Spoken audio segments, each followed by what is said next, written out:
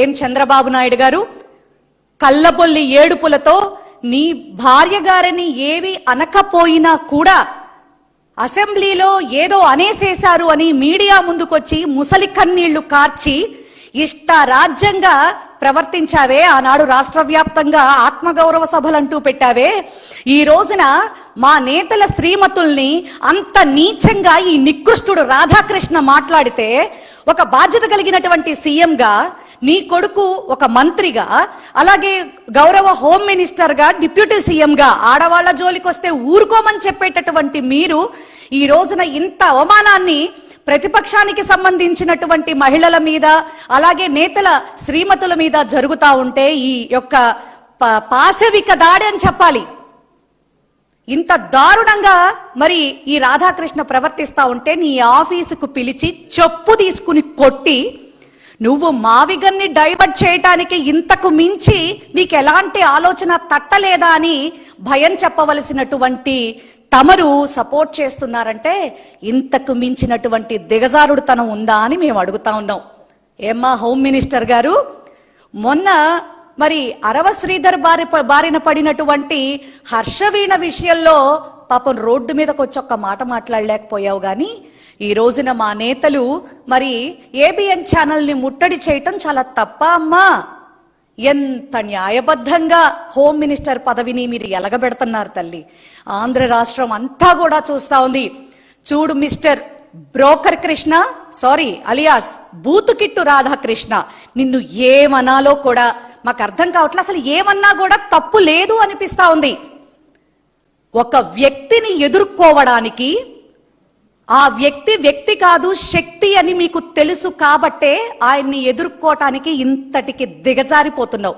ప్రతిరోజు కూడా ఇంతకు మించి దిగజారువేమో అనుకుంటున్నాం. కానీ మరి నీ బతుకు ఎంత నీచమైనటువంటి బతుకో మరి ఈ కొత్త పలుకులు అనేటటువంటి విషయం ద్వారా నీ బతుకు ఎంత నీచమైందో ఈ రోజున ఆంధ్ర రాష్ట్ర ప్రజలందరికీ కూడా తెలిసింది.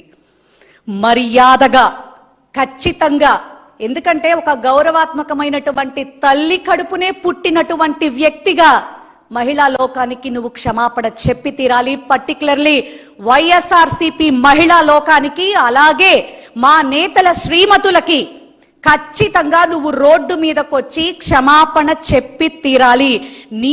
నీ మీద ఖచ్చితంగా లీగల్ గా యాక్షన్ తీసుకుంటాం.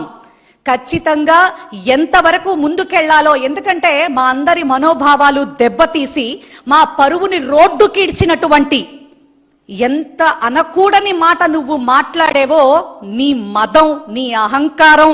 ఎందుకంటే ఒకప్పుడు చంద్రబాబు నాయుడు నిన్ను కంట్రోల్ చేసేవాడేమో, ఇప్పుడు అధికారం అంతా కూడా లోకేష్ గారి దగ్గరికి వచ్చేసి రెడ్ బుక్ రాజ్యాంగం రాష్ట్రం అంతా కూడా అమలు అవుతుంటే మరి అదే స్పీడ్ పాపం నీ ఒంట్లో ఆ కులగజ్జిని విపరీతంగా 200 స్పీడ్లో మరి ముందుకు నడిపించి మరి చంద్రబాబు నాయుడు గారి యొక్క పరిస్థితి ఎక్కడ దిగజారిపోతుందో అని భయంతో ఇంత దారుణానికి ఒడిగడతావా? ఖచ్చితంగా నీకు మేము గుణపాఠం చెప్పే తీరుతాం. రాధాకృష్ణ, నీ తోలు ఒలిచి చెప్పులు కుట్టించకపోతే చూద్దు గాని. ఖచ్చితంగా మహిళలంటే నీకంత తమాషా అయిపోయిందా?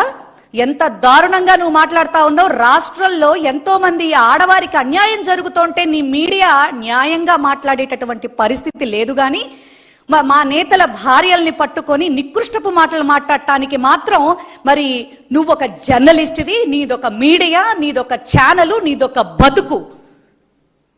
ఆంధ్ర రాష్ట్ర మహిళలు, అలాగే వైఎస్ఆర్సీపీకి సంబంధించినటువంటి మహిళలు కూడా నువ్వు ఎక్కడ కనపడితే అక్కడ చెప్పు తీసుకుని తన్నడానికి మాత్రం ప్రతి ఒక్కళ్ళు సిద్ధంగా ఉన్నారని మాత్రం చెప్తా ఉన్నా. నువ్వు ఖచ్చితంగా క్షమాపణ చెప్పి తీరాలి.